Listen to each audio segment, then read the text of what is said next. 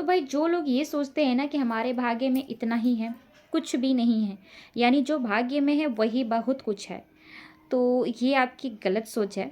आपके अंदर ये जो गलतफ़हमी है उसको दूर करिए। भाग्य तो तभी लिखते जाते हैं जब हमारे कर्म अच्छे होते हैं, यानी जो आप कर्म कर रहे हैं उसके अकॉर्डिंग आपके भाग्य लिखे जाएँगे। और ये बात बिल्कुल ही सच है कि हमारे भाग्य, हम बोलते हैं ना, हमारे भाग्य में इतना ही था, हम आगे कुछ नहीं कर सकते हैं। कुछ भी होता है हम कहते हैं हमारे भाग्य में तो इतना ही था, लेकिन हम कभी सोचते नहीं कि हमने क्या कर्म किए थे। क्या पता हमारे उस कर्म की वजह से तो हमारे भाग्य हैं, लेकिन हम इस चीज़ को कभी ध्यान नहीं देते हैं। मतलब हमारे साथ कुछ बुरा होता है तो हम कहते हैं कि हमारे भाग्य में इतना ही था। लेकिन अगर कुछ नहीं मिलता हमें, कुछ हम इतना ज़्यादा मेहनत करते हैं नहीं मिलता, तो हम अपने भाग्य को दोष देते हैं। लेकिन कभी ये नहीं सोचते कि हम, मतलब ये भाग्य कैसे लिखे जाते हैं। भाग्य जो हमारे होते हैं वो किस आधारित पर होते हैं, हमारे कर्म के आधार पर। जो हम कर्म करते हैं ना, उसी को आधार पर हमारे जो भाग्य लिखे जाते हैं। एक छोटी सी कहानी, और प्यारी सी, छोटी सी भी बोल सकते हैं, और अगर आप सुनते हैं कहानी तो छोटी भी बोलेंगे, क्योंकि हम जैसे जो स्टोरी लोग सुनते हैं ना, हमें कोई भी इतनी भी लंबी स्टोरी होती है तो हमें छोटा ही लगता है। तो एक प्यारी सी कहानी जिससे आपको समझ आ जाएगा 100% कि जो भाग्य हमारे हैं ना, वो हमारे जो भाग्य हैं वो हमारे कर्म के द्वारा लिखे जाते हैं। चलिए इस कहानी को शुरू करते हैं, और अगर वीडियो आपको पसंद आता है तो लाइक शेयर सब्सक्राइब करिएगा, बेल आइकन जरूर दबाइएगा ताकि मैं कोई भी वीडियो अपलोड करूं तो आप तक नोटिफिकेशन जरूर पहुंच सके।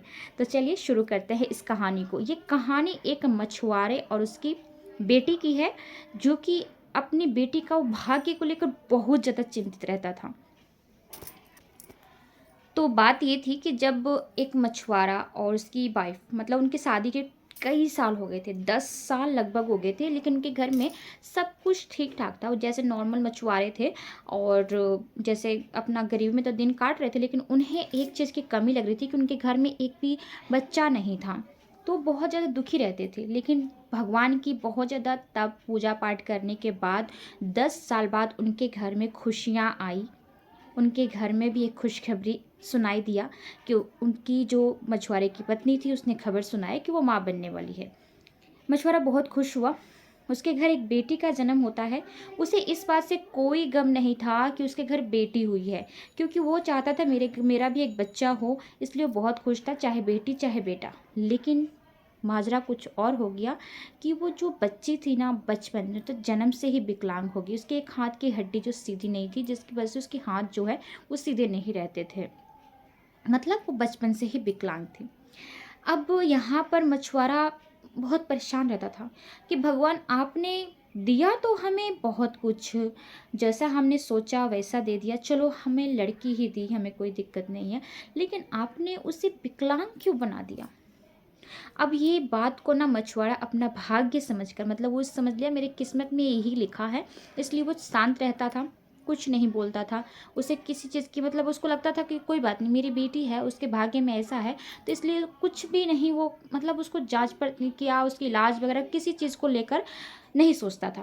वो सोचता था इसके भाग्य में ऐसा ही है, चलो मैं उसमें ही खुश रहूँगा।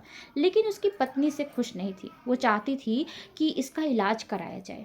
वो अपने पति से रोज़ उसके लिए बोलती कि मानती हूँ मेरी बेटी बचपन से विकलांग है, लेकिन क्या हम उसका इलाज नहीं करवा सकते हैं।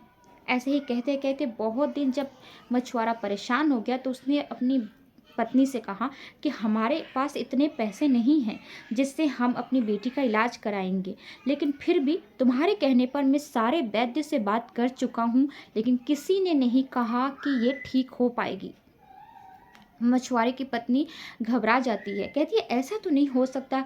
मतलब उसकी पत्नी हार नहीं मानना चाहती। वो बोलती है ऐसा तो नहीं हो सकता कि ये ऐसा ही हो, मतलब कोई तो होगा जो हमारी बेटी का इलाज करेगा, और मैं नहीं मानती कि हमारा भाग्य है। मुझे ऐसा लगता है कि हमें इसके लिए करना चाहिए, कुछ कर्म करना चाहिए जिससे मेरी बेटी ठीक हो सके। अब देखिए यहाँ पर कर्म की बात तो आती ही है। मतलब भाग्य में उसकी पत्नी नहीं मानती है कि मेरी बेटी का भाग्य ऐसा है, फिर मेरा भाग्य ऐसा है। उसको ऐसा लगता है कि नहीं, ज़रूर हो सकता है हम कुछ इसके लिए कुछ करेंगे कि मेरी बेटी ठीक हो जाएगी। ऐसे ही करते करते कुछ दिन बीत गए।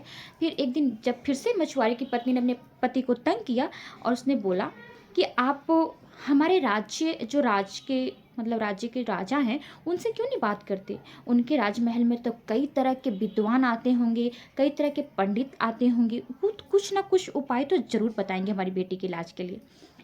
अब अपनी पत्नी के आगे मजबूर और अपने बच्ची की हालत देख मछुआरा मजबूर होकर अपनी पत्नी की बात मानकर चला जाता है राजा के दरबार में। वहां जाकर वो हाथ जोड़कर राजा से कहता है कि राजा जी, मैं आपके राज्य का निवासी हूँ, एक मछुआरा हूँ, और मैं आपसे कुछ मदद लेने आया हूँ।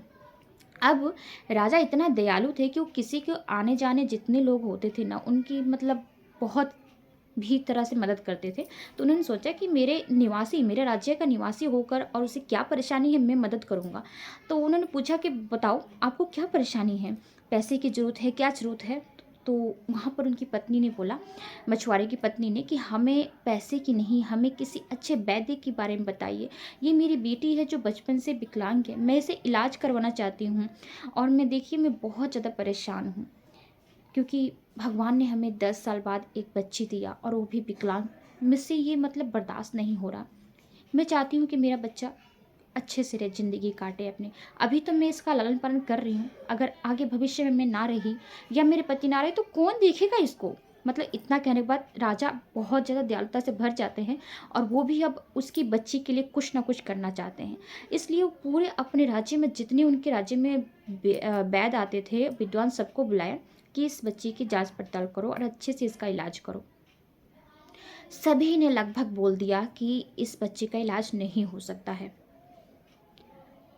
इधर मछुआरा भी परेशान, और मतलब परेशान, इतना परेशान कि अब क्या करे, कि यहाँ पर सबने तो ऐसा बोल दिया, यानी कि अब मेरे भाग्य में यही है। लेकिन जो उसकी पत्नी थी ना, अभी भी इस चीज़ को मानने को तैयार नहीं थी। मछुआरा और उसकी पत्नी घर जाते हैं, लेकिन राजा बोलते हैं अगर इसके अलावा कोई मदद चाहिए तो बता दो। लेकिन मैं तो अब भी यहाँ पर जितने भी मेरे वैद्य पंडित सब आते हैं, मैंने सबसे आपकी बच्ची को दिखवा दिया, लेकिन अब इससे ज़्यादा मैं आपकी क्या मदद कर सकता हूँ वो बताओ। तो मछुआरा और मछुआरे की पत्नी कहते हैं कि अब इससे ज़्यादा हमें कोई मदद नहीं चाहिए, हमें अपनी बच्ची को दिखाना था। फिर वो लेकर उदास मन से अपने घर चला जाता है। वहाँ जाकर उसकी पत्नी तो लेकर बच्ची को सो जाती है, लेकिन रात भर जो मछुआरा था नहीं सो पाता है, इस चीज़ में सोचते सोचते कि आखिर मेरे साथ ही ऐसा क्यों हुआ? भगवान, अगर आपने अपनी जब बच्ची दिया तो ऐसा क्यों दिया? उससे अच्छा ना देते। मतलब इतने तरह तरह की बातें करने लगा और भगवान को याद करने लगा। और कुछ ही देर में, लगभग रात के 3 बज रहे थे, तब उसे थोड़ी सी नींद लगी। जैसे ही उसकी आंख लगी, उसे ऐसा लगा कि उसके सामने गोविंद मतलब भगवान श्री कृष्ण खड़े हैं और उससे बात कर रहे हैं। तो उसे ऐसा लगा कि भगवान श्री कृष्ण मेरे सामने खड़े हैं और वो मुझसे कुछ कहना चाहते हैं, और उस सपने में ही श्री कृष्ण से बातें करने लगता है। श्री कृष्ण कहते हैं कि क्या हुआ, तुम इतने परेशान क्यों हो? तो वो रोते हुए बोलता है कि हे भगवान, मुझसे पूजा पाठ में क्या गलती होगी? मैंने तो आपसे आपकी बहुत ज़्यादा पूजा की, बहुत ही आपके लिए मतलब आपके कितने सारे व्रत भी किए, और आपसे ही अपने एक बच्चे की मांग की, मतलब अपने बच्चे की मांग की, तो आपने मुझे एक बेटी दिया, लेकिन वो भी एक विकलांग क्यों दिया? आप सोचिए कि उसके भविष्य का क्या होगा? तब श्री कृष्ण कहते हैं कि इसमें तुम्हारी कोई गलती नहीं है, गलती तुम्हारी बेटी की है। उसके कर्म ही उसके भाग्य लिखे हैं। उसने जो कर्म किया था पिछले जन्म में, इसी के कर्म उसके भाग्य लिखकर इस जन्म में लेकर आए हैं। अब मछुआरे को समझ नहीं आया। मछुआरा ने पूछा ऐसा क्या, क्या किया था कर्म मेरी बेटी ने? तो उन्होंने बताया कि पिछले जन्म में तुम्हारी जो बेटी थी ना, एक राजा की बेटी थी, मतलब 3 बहनें थी, जिसमें से सबसे छोटी ये बेटी थी राजा की, और बहुत ही घमंडी थी। और एक बार जब वो मेले में जा रही थी, तो रास्ते में उसे एक विकलांग मिला, यानी जो पैरों से अपाहिज था, चल नहीं पा रहा था, और अचानक उसके पैरों से इस रानी के मतलब राजकुमारी के पैर टकरा जाते हैं, जिससे वो भड़क जाती है उस अपाहिज पर और चिल्लाने लगती है कि तुम जैसे कहाँ से लोग चले आते हैं, और एक लात मारकर उसे नीचे भी गिरा देती है। वहाँ पर वो अपाहिज इतना ज़्यादा रोता है, और वो मन ही मन कहता है हे भगवान, जैसे आज मेरे दिन दिखाए हैं ना, एक बार इसे भी दिन दिखाना। मतलब उसके श्राप, उसके जो हाय थी ना, उससे आपकी बेटी को लग गई। जो आपके इस जन्म में बेटी बनी है वो पिछले जन्म में रानी थी, राजकुमारी थी, बहुत ही घमंडी। और उसके बाद ये मतलब ऐसा हुआ कि अभी जो जन्म लिया ना, अपने कर्म के हिसाब से इसने जन्म लिया है। अब ये देखो कि इसने एक अपाहिज को बेइज्जती किया, जिसकी वजह से इसका ये हाल हुआ। तो तुम इसके कर्म के कारण इसके भाग्य लिख सकते हो। तुम ऐसा मत सोचो कि ठीक नहीं होगी, ये ठीक हो जाएगी। लेकिन अब तुम इसके कर्म को सुधारो, इसे ऐसी आदतें इसकी बना दो, इसको अच्छा एक नेक इंसान बनाओ, जिससे लोगों की भलाई करे, अपाहिज लोगों की सेवा करे। और देखना एक दिन इसका जरूर दिन सुधर आएगा। तभी अचानक मछुआरे की नींद खुलती है और वो समझ जाता है कि सचमुच भगवान ने मुझे ये कहा है। अब वो अपनी बेटी को मतलब वो समझ गया कि मेरी बेटी के कर्म ऐसे थे। और अपनी पत्नी की बात भी उसे समझ आ गया कि भाग्य कुछ नहीं, मतलब हमारे कर्म जो होते हैं वही हमारे भाग्य लिखते हैं। अगर हम पूरा दिन बैठे रहे और कहेंगे हमारे भाग्य में ये है, तो ऐसा नहीं होगा। हमें कुछ कर्म करना पड़ेंगे, तभी हमारे भाग्य जो है आगे बढ़ पाएंगे। वही बात होता है। तो उसी दिन से मछुआरे ने सोच लिया कि अपनी बेटी को अच्छी सीख देगा, लोगों की सेवा करना सिखाएगा। और जैसे जैसे वो बेटी बड़ी होती गई, वो भी अब लोगों की सेवा में ही उसके दिन जाते थे। किसी को रोड पार कराना, किसी को खाना खिलाना, गरीबों की सेवा करना, ऐसे ही वो बहुत ज़्यादा पुण्य कमाने लगी।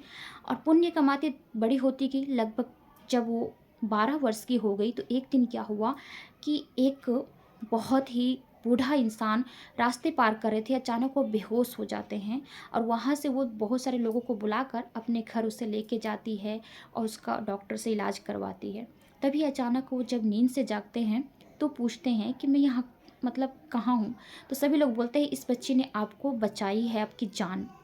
तो वो बोलते हैं कि आपका बहुत एहसान है कि मतलब कोई तो रास्ते पे गिरे इंसान को नहीं उठाता, लेकिन तुम कितनी प्यारी बच्ची हो जो मुझे अपने घर लाकर डॉक्टर से भी इलाज कराए, मुझे खाना खिलाए। तुम हमेशा खुश रहो। ऐसा कहकर वो कहते हैं अब मुझे घर जाना चाहिए। लेकिन जैसे ही उनकी नज़र उसके हाथों पे पड़ती है ना, तो वो उसके पिता से पूछते हैं कि आपकी बच्ची के हाथ पे क्या हुआ है, प्यारी सी गुड़िया के। तो उन्होंने बताया कि बचपन से ही विकलांग है, ये ठीक नहीं हो पा रही है, लेकिन क्या करें, अब जो है भाग्य में है। भगवान किसी न किसी दिन कुछ हम देखेंगे इस बच्ची को। तभी वो बूढ़ा इंसान बोलता है मेरा थैला कहाँ है।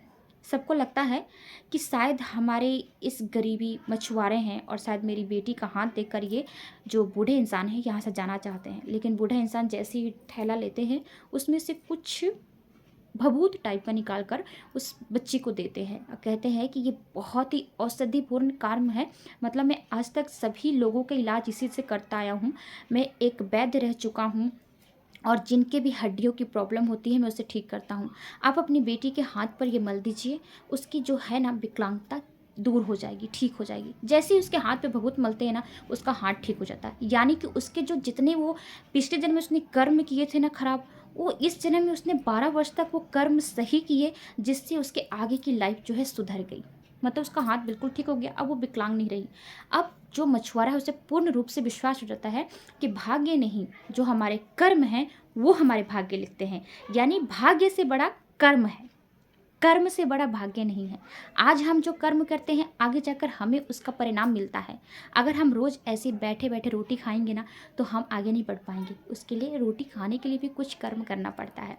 तो उस लड़की ने जो 12 साल बाद जो कर्म किए थे, जिसकी वजह से उसे 12 साल पहले यानी कि छोटे में उसको विकलांगता महसूस करना पड़ा। बाद में ये मछुआरे ने अपनी पत्नी और बेटी को ये पूरा किस्सा सुनाया कि बेटी को ये क्यों भुगतना पड़ा। तो उसकी बेटी भी समझ लिया कि मैंने इतना बुरा काम किया था पिछले जन्म में। अब उसने पूरा ठान लिया कि आगे की जितनी भी लाइफ वो गुजारेगी ना, गरीबों की सेवा, अपाहिज लोगों की सेवा, और जितने भी बूढ़े बुजुर्ग हैं, अगर जो अनाथ मतलब अनाथ हैं बच्चे, उन सब की सेवा करेगी। और यही होता है हमारा, जो हम आज जो कर रहे हैं ना, हमें अगले जन्म में मिलेगा। और जो हम आज हमारे साथ जो हो रहा है वो हमने पिछले जन्म में कुछ किया होगा तभी। यानी हमारे कर्म जो है भाग्य लिखते हैं। छोटी सी कहानी है, लेकिन बहुत कुछ सीख देते हैं। मिलते हैं नेक्स्ट वीडियो में, तब तक के लिए राधे राधे, बाय बाय।